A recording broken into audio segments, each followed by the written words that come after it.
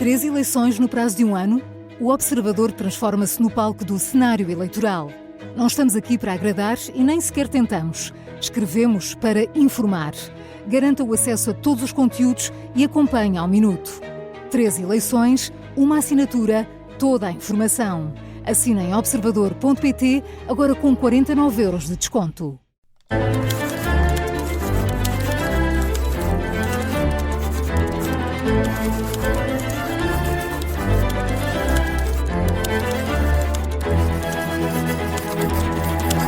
Está no ar o Português Suave na Rádio Observador, episódio de domingo com o Marco Neves. Marco, hoje à distância, bom dia e muito bem-vindo. Olá, bom dia. Temos tanto para falar hoje, não é? Até é difícil fazer um episódio destes, ainda por cima assim um bocadinho à distância. É difícil porque temos muita coisa para falar, temos um campeonato, bem, deixa-me aproveitar para dar os parabéns aos meus amigos sportinguistas. Exato, os parabéns. Com estes parabéns, mas pronto. Porque é merecido, no fundo, também é merecido, portanto é preciso dar os parabéns também quando merecem. Exato, por isso muitos parabéns. Mas não vamos falar muito do campeonato hoje. Vamos falar um pouco das eleições e depois também de outro acontecimento, de outra, não é bem uma eleição, mas uma escolha. Ontem tivemos a Eurovisão, Sim, sim. vamos falar também disso. Foi um fim de semana cheio. Então vamos lá, vamos começar sem mais tempo a perder. Começamos, como é habitual, com a língua nas notícias.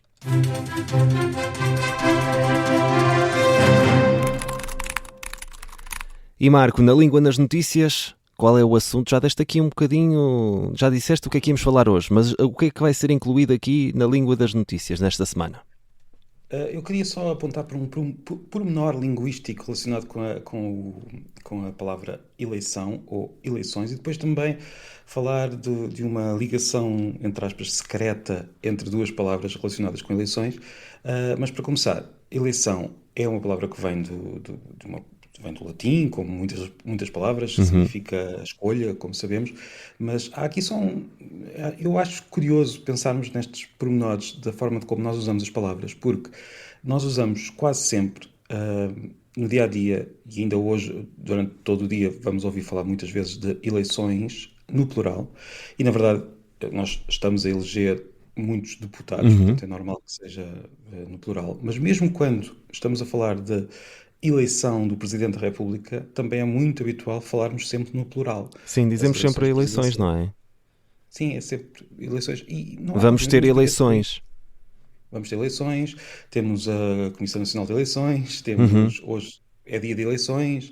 É muito raro eu ouvir alguém falar de eleição, vamos à eleição. E, no entanto, se estamos a falar, por exemplo, do Presidente da República, não é o caso hoje, mas Deixa lá, daqui a virá uns ser, meses, janeiro de 2026, vamos falar disso. Nós vamos ter agora aqui uma espécie de, como é que eu ia dizer, maratona de eleições, lá está no plural, várias, não é?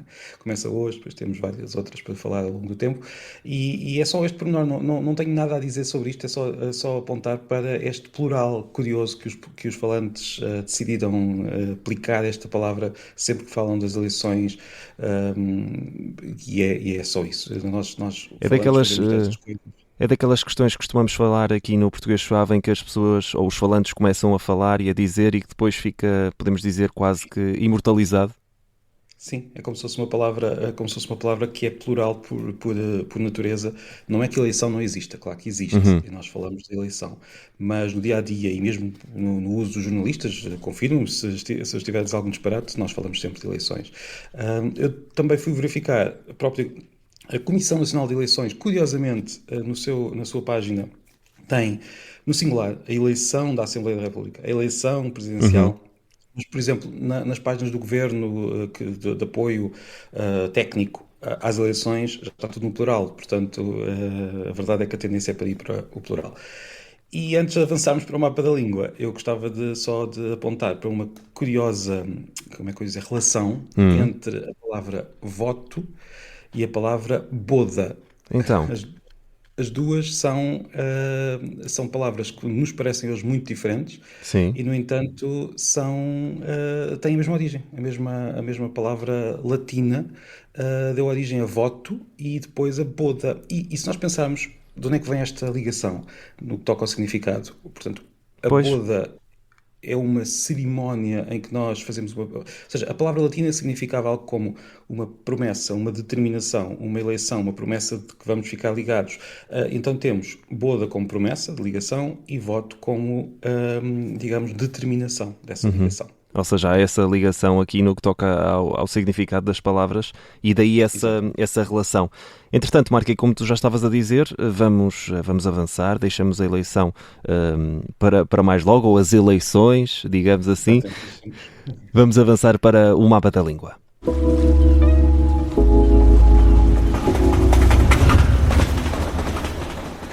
E no Mapa da Língua falamos de Eurovisão. Ontem aconteceu a edição número 69. Portugal ficou em 21º lugar. Ganhou a Áustria. Áustria. Eu não sei se estavas à espera, não sei se viste. Não Por sei acaso não era daquelas que eu diria que pudesse ganhar. Eu, depois, mediante aquela votação mais final, eu não sei se viste tudo até ao fim, Vi. até achei que a Suécia, depois no voto popular, pudesse dar ali um salto e pudesse ganhar. Eu posso só confessar antes de dizer que a grande surpresa para mim foi a Suíça ter recebido 0 pontos do Sim, público. também fiquei Porque impressionado. De facto, não estava à espera. Até porque já tínhamos tido achei 0 isso. pontos do Reino Unido, ou seja, achava que não ia haver ali mais nenhum país sem pontos, digamos assim. E o Reino Unido tem sempre esta dificuldade, enfim, por vários motivos de Sim, conseguir já é dar quase os histórico. pontos. Exato. Mas agora, a Suíça fiquei mesmo muito admirado, tendo em conta a música e tendo em conta tudo o que estava a acontecer ali, mas pronto, foi o que aconteceu. E assim a Eurovisão passou da Suíça para os vizinhos austríacos, não é? E eu hoje gostava já que a Áustria ganhou a Eurovisão, gostava de falar da. A Eurovisão enfim, é interessante linguisticamente, e hoje também depois nos mitos também queria falar um pouco sobre essa questão das línguas na Eurovisão. Mas agora, para já, queria só apontar para a Áustria, que é um país linguisticamente também interessante. As pessoas pensam, então, interessante porquê? Fala alemão, não é muito a dizer, mas a verdade é que na oralidade o alemão que os austríacos falam é bastante diferente do alemão de muitas zonas da Alemanha, mas depois tem o alemão padrão, muito mais parecido com o alemão que se usa na Alemanha, mas com algumas diferenças. Tanto assim é que quando a Áustria entrou na União Europeia, não precisou a União Europeia tem como princípio ter uma língua oficial que possa cobrir cada um dos países. Portanto, se os países tiverem várias línguas, em geral escolhem uma delas.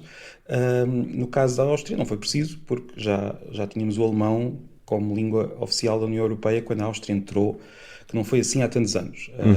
Agora, o que se passa é que a Áustria entrou, mas pediu autorização na altura, fez uma espécie de lista de palavras que queria usar que são diferentes das palavras alemãs. Olha O que que é curioso. interessante. Portanto, a Áustria quis manter o seu alemão oficial um pouco diferente do alemão da Alemanha. Tanto quanto sei, e já falei com algumas pessoas que até trabalham na União Europeia, isto depois acabou na prática por não ter qualquer implicação, mas eles pediram, pelo menos no início, para terem esse direito. Algumas palavras relacionadas com agricultura, por exemplo, alguns termos agrícolas, eles quiseram manter o seu termo diferente do termo da Alemanha. Agora, e agora vou dar aqui um grande salto. Há alguns galegos aqui a norte de Portugal que defendem que o galego deveria ser considerado língua oficial da União Europeia, que não é ainda, digamos, a cavalo do português. É tão próximo do português que os galegos dizem que podem, alguns galegos defendem que poderia ser considerado língua oficial da União Europeia usando este método austríaco. Declarava-se que o galego é a mesma língua que o português, mas que tem direito a usar algumas palavras diferentes do português, e passaria a ser assim, de forma muito fácil e barata, que estas questões económicas também são relevantes na União Europeia, passaria a ser assim mais uma língua oficial da União Europeia. É só uma curiosidade, mas já agora esta curiosidade está ligada também a algo que aconteceu ontem, sábado, dia 17, que foi, é o Dia das Letras Galegas. E eu sei que nós portugueses tendemos a não dar muita importância Sim. à Galiza. Não Mas a ligamos verdade nada a isso, não é? Deixamos para lá. exato. Mas pronto, mas é uma língua e uma cultura que tem muito a ver com a nossa, porque o português e o galego têm de facto a mesma origem numa língua medieval que nós damos na escola, e ainda há uma ligação tão forte que às vezes ficamos surpreendidos com a proximidade que encontramos quando falamos com os galegos. E pronto, o mapa da língua levou-nos da Áustria por causa da Eurovisão à Galiza por causa da origem medieval da nossa Sim. língua. E enviar aqui desde já também uma grande mensagem aos Napa. Não sei se sabes, Marco Neves, mas nós tivemos a conversa com os Napa aqui na Rádio Observador. A entrevista passou ontem, sábado, antes da grande final, e vamos aqui um grande abraço porque foi uma grande canção. E devíamos ter ficado um bocadinho mais acima. Acho que ainda assim fomos um bocadinho prejudicados. Posso dizer, sim, é verdade. Eu posso dizer duas coisas. Primeiro, estava agora a falar dos galegos, e os galegos gostam, em geral, votam muito. Eu não sei o que é que aconteceu, mas eu tenho a sensação que a Espanha deu alguns pontos e a Portugal, se não estou enganado, não sei, não fui ver, mas em geral, quando a Espanha dá pontos a Portugal, eu desconfio que é quase sempre porque muitos galegos votam na nossa música. Mas também queria dizer, já se não te importares, que tinha lá em casa, eu também gostei da música e gostava muito que tivesse ficado com muito mais pontos do que ficou, mas tenho ali um fã que é o meu filho mais novo, o Matias, que não parava nos últimos dias de cantar aquela música e estava mesmo muito, muito entusiasmado com a música, mais do que todas as outras pessoas, ainda mais do que as outras pessoas que eu conhecia. Para ele aquilo foi uma música que lhe mexeu ali no coração. Um abraço para o Matias. Eu não sei se ele ouve o português suave, mas se ele ouvir, fica aqui um abraço para ele. Vai tentar ouvir desta vez. E em breve, até, quem sabe, Marco Neves, até vais proporcionar esse encontro entre o Matias e os Napa. Acho que ele ia gostar. Olha, quem sabe, terias aqui uma bela prenda para lhe dar. Entretanto, vamos avançar para a nossa última rubrica. Vamos aos mitos e origens da língua.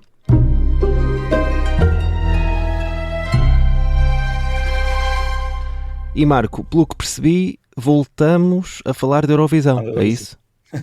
Sim, eu pensei muito que mito é que estaria relacionado com o campeonato português, com as eleições, com a Eurovisão. Pronto, aqui eu lembrei-me aqui de um pormenor.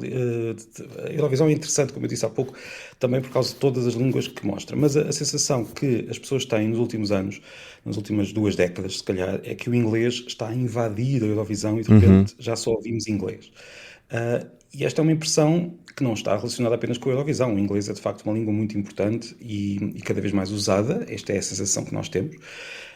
E eu às vezes gosto de apontar para o facto de o inglês ter sido, há 1000 anos, se nós andássemos 1000 anos para trás, o inglês era uma língua dos, como é que eu ia dizer, dos camponeses de Inglaterra, os nobres. Não tinha este prestígio, não é?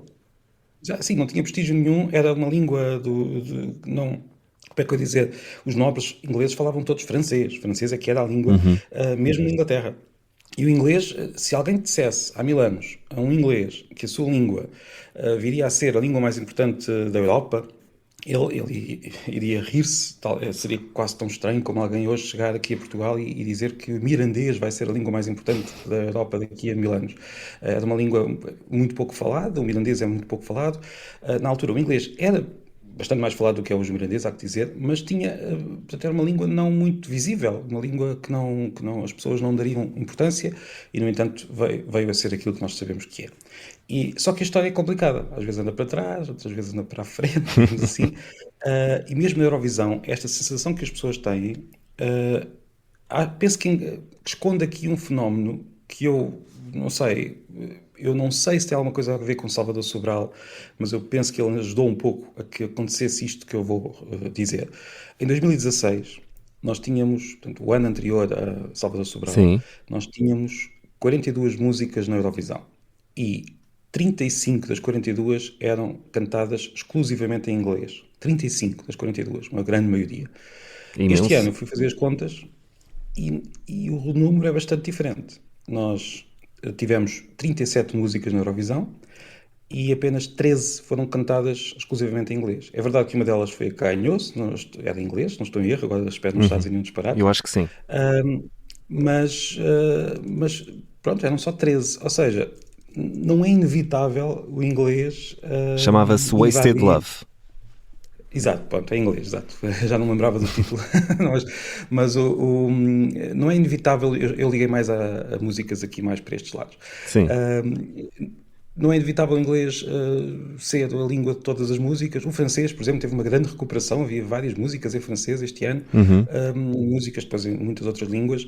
Portanto, é só para dizer que nestas questões das línguas e da história, nós não temos a certeza do futuro e não sabemos bem o que vai acontecer. Para já, nós sabemos que o inglês é uma língua muito, muito importante e é bom que as pessoas a aprendam, porque é importante profissionalmente e internacionalmente, mas nunca se sabe daqui a 200 anos onde é que estaremos no que toca a línguas. Pronto, era só este. Ou seja, o mito, no fundo, é a ideia de que o inglês é inevitável e que vai estar a crescer de tal maneira que, se calhar, qualquer dia já não falamos outras línguas. Não, não é isso que vai acontecer. Quem Não sabe sabemos até exatamente. ultrapassado, pode acontecer. Nunca se sabe, vamos ver. Daqui a umas décadas teremos mais um episódio do Português Suave. E com mais uns quantos cabelos brancos, que isso vai acontecer também. Exato. Marco Neves, nós estamos de regresso na quarta-feira. Queres só dar aqui a indicação do nosso e-mail para que nos possam enviar dúvidas? portuguessuave@observador.pt, português suave sem espaço, com os 2 S, sem o acento circunflexo. Enviem as dúvidas que quiserem, nós vamos respondendo de vez em quando. De vez em quando não, às quartas-feiras temos um programa dedicado só às dúvidas e eu também já recebi aqui algumas por outros meios. Portanto, temos aqui muita coisa para falar no próximo episódio, na quarta-feira. Então vem aí um grande episódio na quarta-feira. Um grande abraço, Marco, até lá. Um abraço.